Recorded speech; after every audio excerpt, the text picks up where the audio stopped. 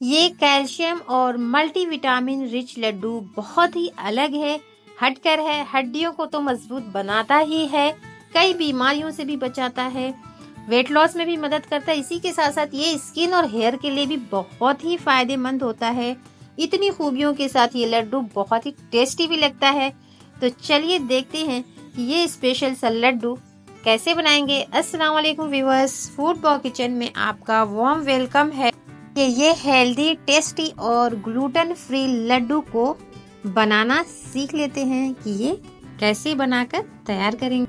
Gas की flame इधर on करके मैंने कढ़ाई रख दी थी गर्म करने के लिए। उसमें सबसे पहला इंग्रेडिएंट मैं ले रही हूँ अलसी के बीज, जिसे फ्लैक्सीड भी कहते हैं। ये इस तरीके का दिखता है और ये हमारे हेल्थ के लिए बहुत ही अच्छा माना जाता है।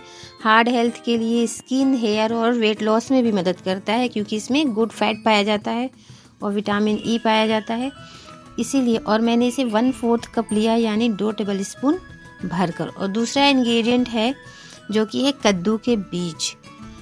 ये इस तरीके का दिखता है और ये भी बहुत ही आसानी से मिल जाता है, या ऑनलाइन भी ये मिल जाएगा। और ये वेट में 50 ग्राम है, आधा कप। और ये लिया है आधा कप ही मैंने सनफ्लावर सीड, यानी कि सूरजमुखी के बीज, और ये भी 50 ग्राम है, आधा कप।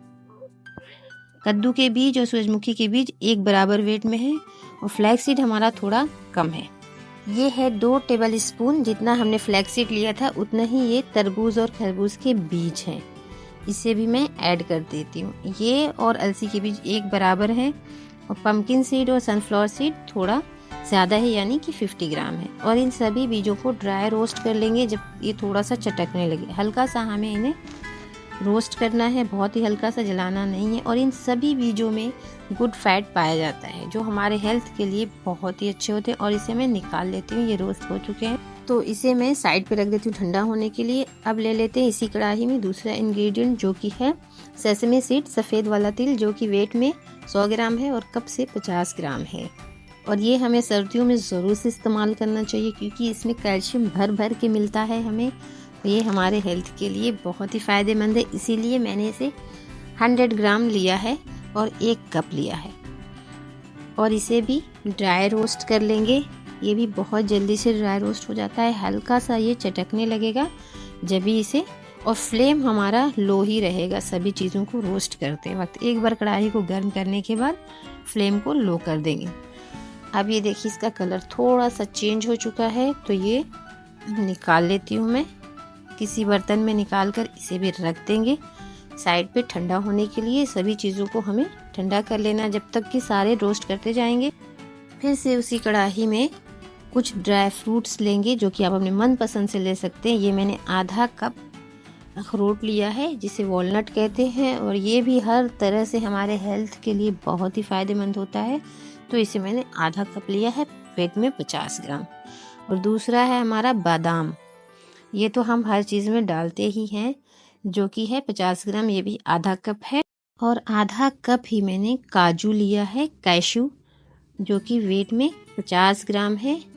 जितने भी ड्राई फ्रूट्स हैं आप इसमें कम ज़्यादा कर सकते हैं और भी इसमें ऐड कर सकते हैं।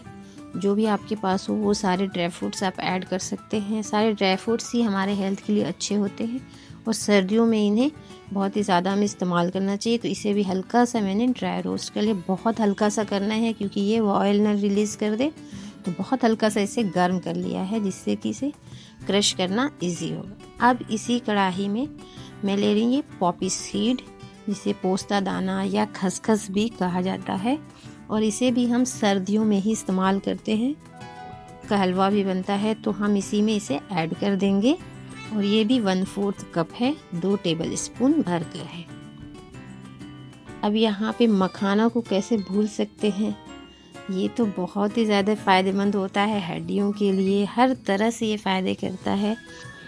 और हेल्थ के लिए तो बहुत ही, वेट लॉस में भी मदद करता है। तो ये मैंने 1.5 कप मखाना लिया है। आप इसे भी और ज़्यादा या कम कर सकते हैं मखाने को भी। और इसे भी ड्राई रोस्ट कर देंगे जब तक कि ये क्रंची ना हो जाए, थोड़ा सा हल्का सा क्रंची हो जाए। खाने को लोटस सीड या फॉक्सनट भी कहा जाता है। ऑनलाइन मंगाते वक्त इजी हो जाता है इसे सर्च करना। और मैंने मखाने को ड्राई रोस्ट कर लिया है। अब इसे एक प्लेट में निकाल कर रख देती हूँ ठंडा होने के लिए। अब इसी कढ़ाई को मैंने साफ़ कर लिया है और यहाँ पे 2 टेबलस्पून भर कर देसी घी लिया है। अब यहाँ पे हम घी का इस्तेमाल करेंगे क्योंकि हमने घी इसमें बहुत कम इस्तेमाल करना है। तो 2 टेबलस्पून घी में ये मैं ले रही हूँ 100 ग्राम जो है हमारा गोंद है, जिसे एडिबल गम कहते हैं ये, और जो हमारा सेसमी सीड था वो 100 ग्राम है।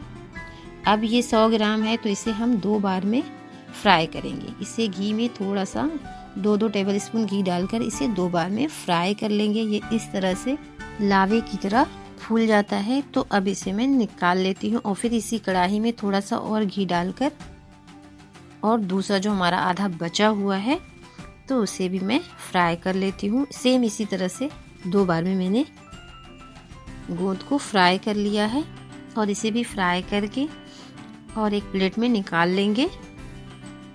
अब ये हमारा फ्राई और रोस्ट का काम हो चुका है। तो अब चलते हैं मिक्सर के जार की तरफ। और ये सबसे पहले जो हमने ड्राई रोस्ट किया था हमारे सुपर सीड्स, तो ये सुपर सीड्स को मैं ये देखिए इस तरह से दरदरा सा मैंने पीस लिया है।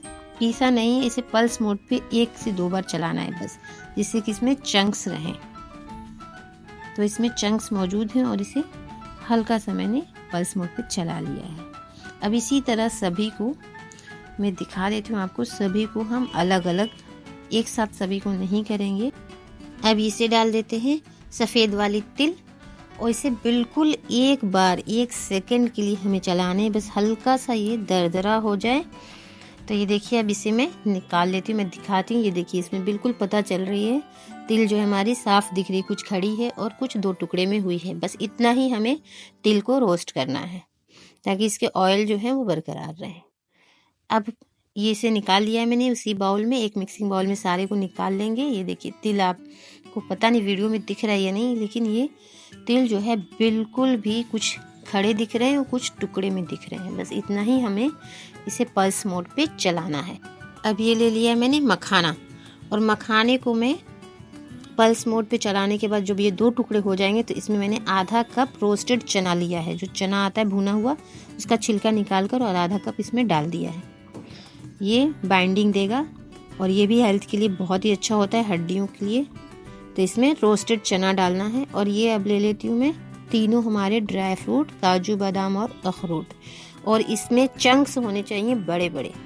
इसे भी पल्स मोड पे 2 से 3 बार चलाया है। ये दिखाती हूँ मैं। ये देखिए कुछ 2 टुकड़े में हमें बादाम भी दिख रहे हैं, सब चंक्स में हैं, हल्के से पाउडर भी, हल्के से चंक्स भी। ये देखिए इस तरह का ये होना चाहिए, हमें पाउडर नहीं बनाना है। तो अब सभी सुपर सीड्स और ड्राई फ्रूट्स हमारे तैयार हैं बिल्कुल।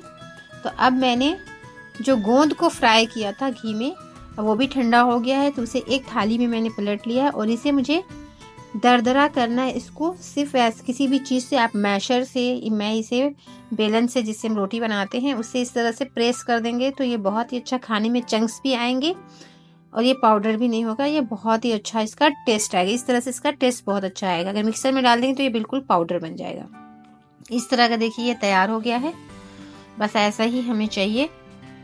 अब सारी तैयारियां हमारी हो गई हैं, तो अब लड्डू का लास्ट प्रोसेस है। तो उसके लिए चलना पड़ेगा हमें गैस की फ्लेम की तरफ। तो गैस की फ्लेम मैंने ऑन कर दी है और कढ़ाई रखी हुई है जिसमें हमने गोंद फ्राई किया था।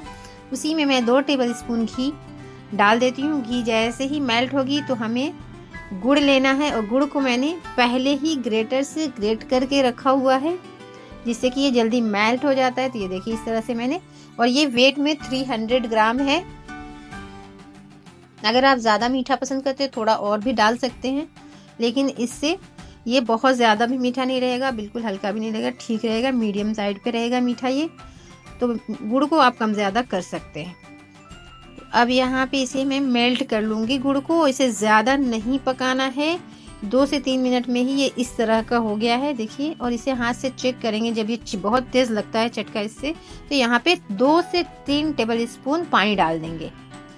पानी डालते ही देखिए इस तरह से छाग उठेगा। और यहाँ पे देर नहीं करना है, फटाफट से हमें आगे के काम करने हैं, क्योंकि गुड़ जो है सख्त हो जाएगा तो फिर लड्डू नहीं बन पाएगा। बस इसमें 2 से 3 टेबलस्पून पानी डालने के बाद जैसे इसमें बॉयल आएगा तो सारे जो हमारे इंग्रेडिएंट रखे हैं, चूरा करके सभी को डाल देंगे और गैस की फ्लेम मैंने ऑफ कर दी। ये इतना हेल्दी मल्टीविटामिन और कैल्शियम रिच लड्डू बना ही रहे हैं तो इसमें कुछ और भी हेल्दी चीजें डालेंगे, जैसे कि ये सफेद मिर्चों का पाउडर है और ये है 2 टेबल स्पून ड्राई जिंजर जिसे सौंठ कहते हैं। ये दोनों इंग्रेडिएंट हमने डाल दी है। जो सफेद वाली मिर्च है वो 2 टीस्पून है और ये 2 टेबल स्पून है ड्राई जिंजर पाउडर, और इसे मिक्स कर लेंगे।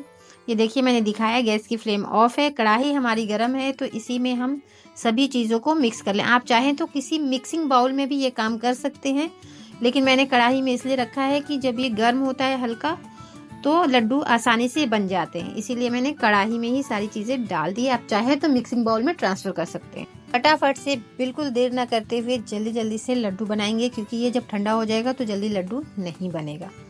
तो मैं इसे फटाफट से, हल्का सा गर्म रहेगा, हाथों में पानी लगा लें और ऊपर के साइड से निकालें ताकि हाथ जले नहीं। तो बस जल्दी जल्दी से इसके लड्डू बना लेंगे। देखिए इस तरह से राउंड।